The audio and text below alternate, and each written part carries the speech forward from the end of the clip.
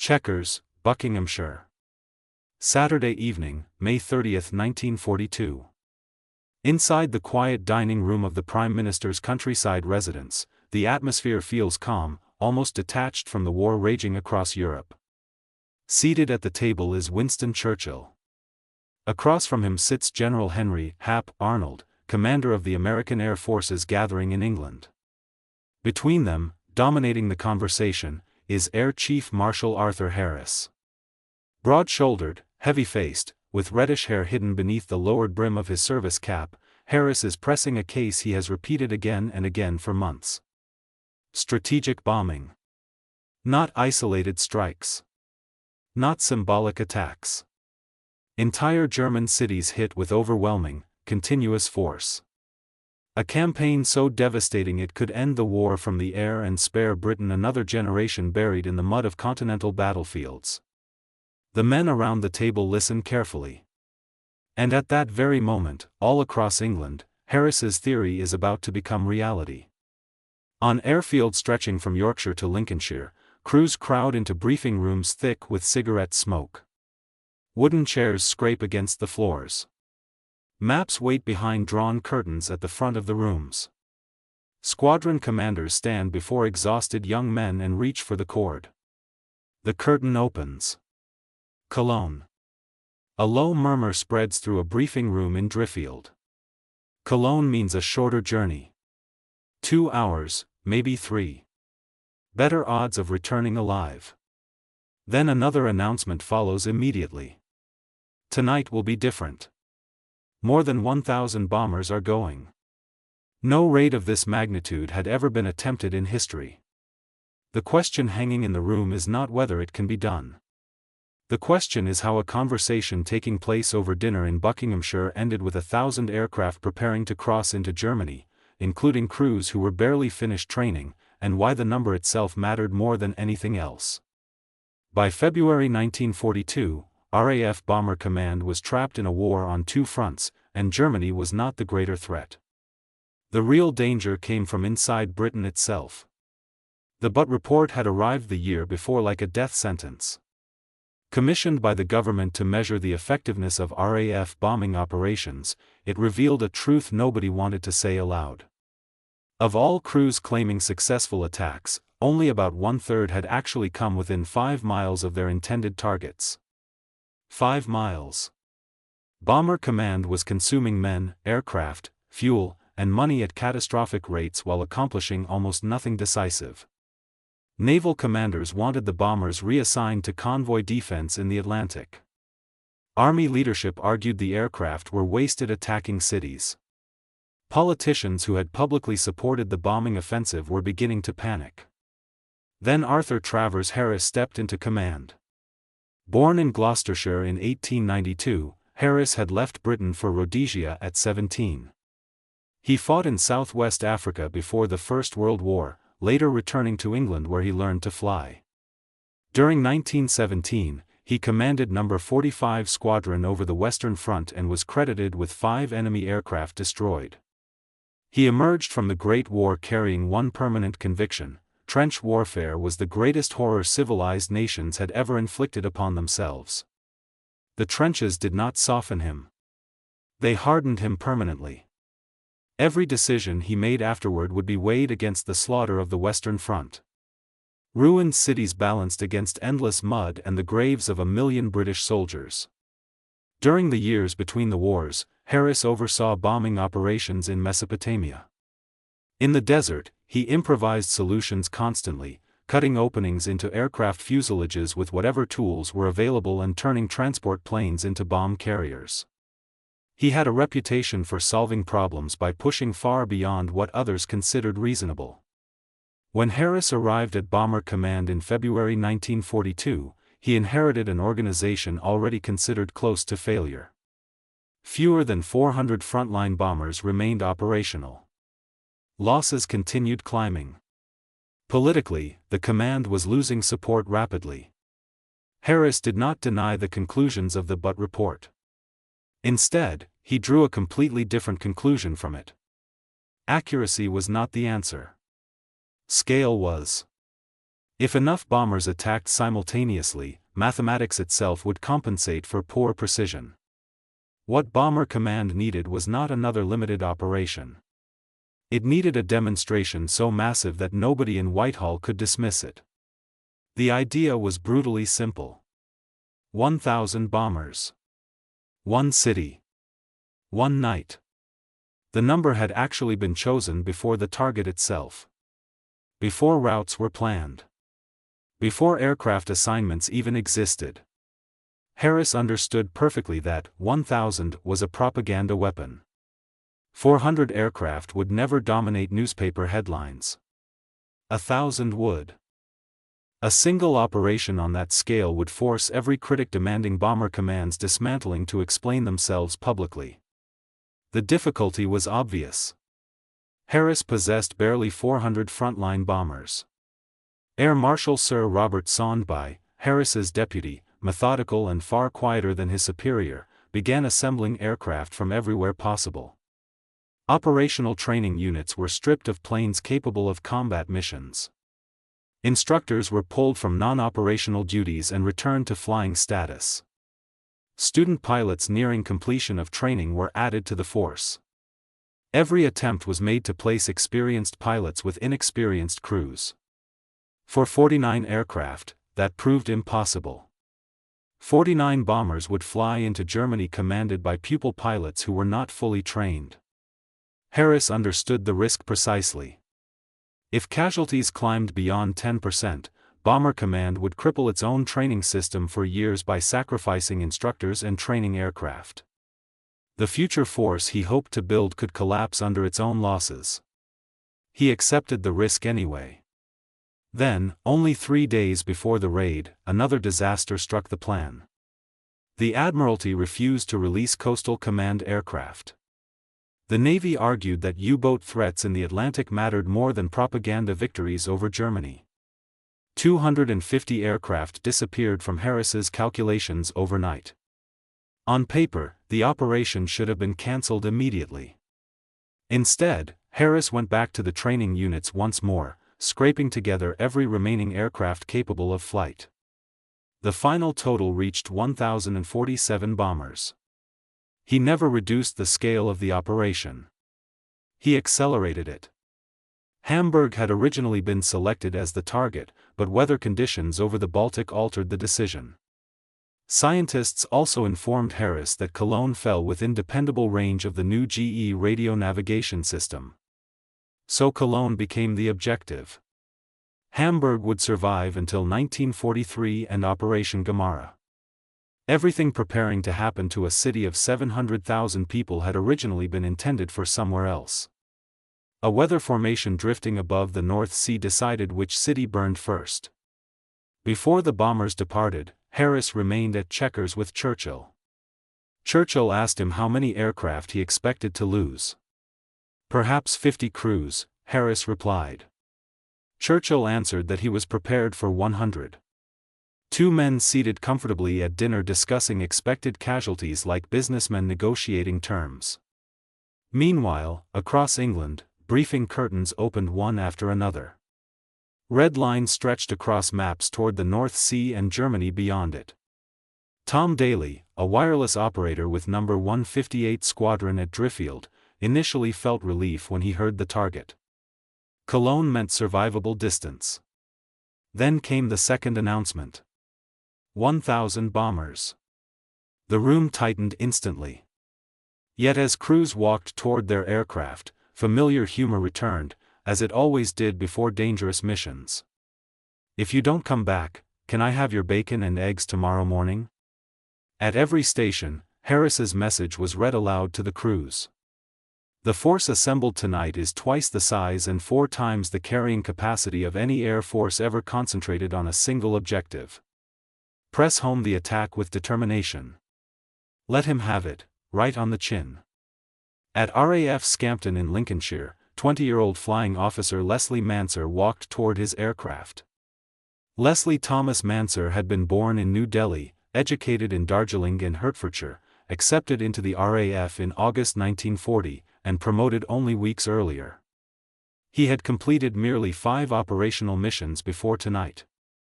His aircraft was Avro Manchester L7301, code letter D for dog, serving with No. 50 Squadron. The Manchester bomber was already considered obsolete. Its Rolls-Royce Vulture engines were notoriously unreliable. The type was gradually disappearing from frontline service, replaced by the Lancaster, and would likely have vanished already if Harris had not needed every available aircraft for this raid. This particular bomber lacked a mid-upper turret entirely. If enemy fighters attacked from above, the crew's only defense would be handheld Vickers guns fired through openings cut into the fuselage itself. Mansur flew this aircraft because Harris needed 49 additional bombers. He flew it because the Admiralty refused assistance 3 days earlier. At 23:01, he took off into the darkness. What Harris created that night was not merely a large raid. It was an entirely new tactical system. Germany's night defense network, the Kammhuber Line, stretched across northwestern Europe in a chain of radar-controlled interception zones. Each zone coordinated fighters toward individual bombers, but each could manage only a handful of interceptions every hour. Harris's planners studied the mathematics carefully. 1,000 bombers compressed into a 90-minute stream transformed the entire equation. Instead of handling 6 interceptions hourly, defenders would suddenly face dozens of bombers every minute. The Kammhuber Line would not be destroyed physically. It would simply stop functioning under overload. The system would collapse mathematically. Aircraft equipped with the new GE navigation system flew ahead first, dropping marker flares and illuminating approach routes for bombers following behind. The Rhine itself aided navigation. Its broad curves reflected moonlight clearly enough to identify from enormous distances. The earliest bomber waves entered German defenses before the system became saturated. Those behind them would encounter something very different. Bomb loads were organized according to deliberate logic. Massive, cookie blast bombs shattered rooftops and exposed building interiors. Incendiaries followed immediately afterward, falling into the broken structures below and igniting everything exposed to air. First destroy the shell. Then burn the inside. Harris's operational instructions ended with a grim warning. The same tightly packed formation overwhelming German defenses also placed 1,000 bombers into one narrow corridor at night. Any crew drifting off course risked colliding with friendly aircraft. He warned them plainly, careless flying could kill more RAF crews than Germany itself. 2 bombers eventually would collide. The bomber stream crossed the North Sea under darkness. Beneath them passed the Dutch coastline. German radar stations multiplied contact reports rapidly. Kammhuber sectors filled beyond capacity. Only 4 aircraft were destroyed by night fighters during the entire operation. 4. The most advanced air defense network ever constructed against bombers watched the overwhelming majority pass untouched. Moonlight reflected from the Rhine ahead. Navigators confirmed their positions by the river's massive bend south of Cologne. At 12:47 a.m. on May 31, the first bombs fell. Pathfinder aircraft had already marked the city. Fires erupted quickly, growing larger until they became navigation markers themselves. Crews approaching from over 100 miles away no longer needed instruments. They simply followed the glow. That same evening, Adolf Hitler reportedly dismissed the RAF as little danger to the Reich. Soon afterward, flames above Cologne became visible from the Dutch coast as a city of 700,000 descended into catastrophe. German defenders attempted deception fires on the outskirts to lure incoming bombers away from the city center. It failed. Searchlights swept the skies continuously. 88mm flak batteries exhausted ammunition stocks. Still the bombers kept arriving. 1 every 6 seconds. Unending. A Halifax pilot later struggled to describe what he saw beneath him. It was almost too gigantic to be real.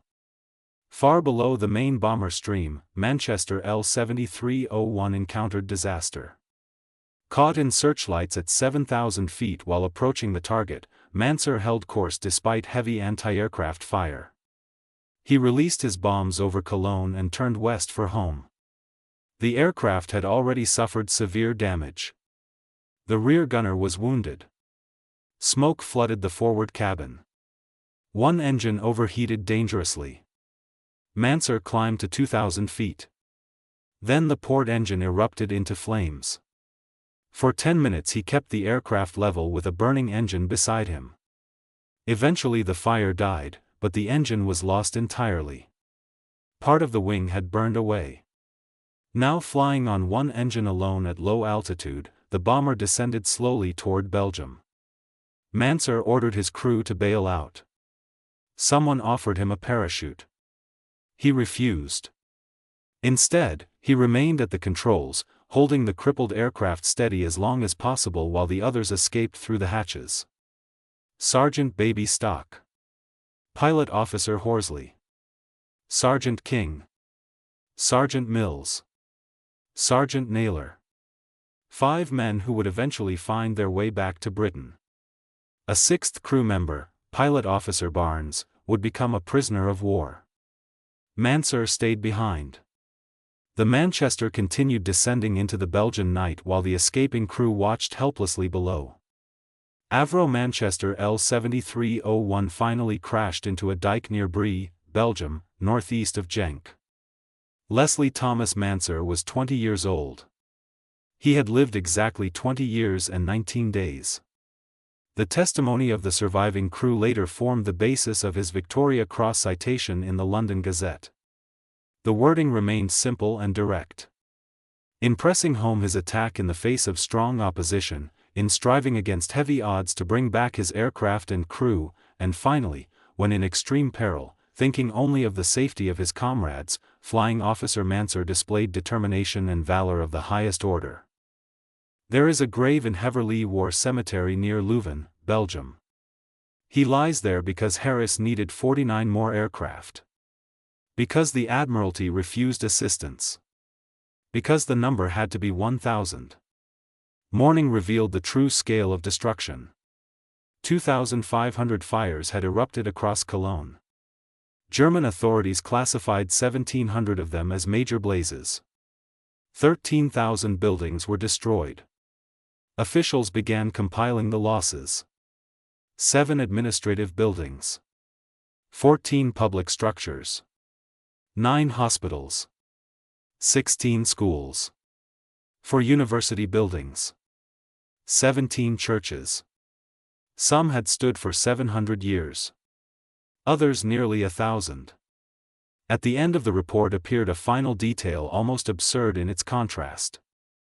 The only military facility seriously damaged was a flak barracks. The churches were gone. The barracks survived.